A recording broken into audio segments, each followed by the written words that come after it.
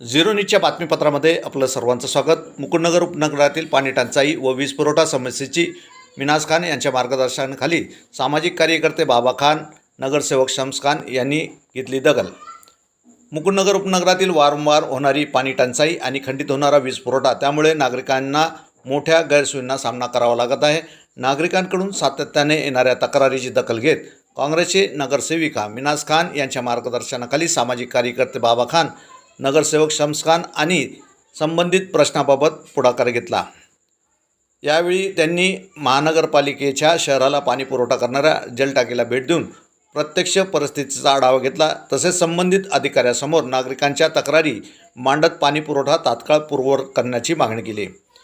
वीज पुरवठ्याच्या समस्येबाबतही त्यांनी संबंधित अधिकाऱ्याशी चर्चा केली। यावेळी अधिकाऱ्यांनी आवश्यक दुरुस्ती व देखभाल कामे सुरू करण्यात आल्याची माहिती देत ही कामे लवकर पूर्ण करून नागरिकांना नियमित व सुरळीत वीज पुरवठा उपलब्ध करून दिला जाईल असे आश्वासन दिले। नागरिकांच्या मूलभूत सुविधा संबंधित प्रश्न सोडवण्यासाठी आपण सातत्याने पाठपुरावा करणार असल्याचे सामाजिक कार्यकर्ते बाबा खान आणि नगरसेवक शम्स खान यांनी यावेळी सांगितले।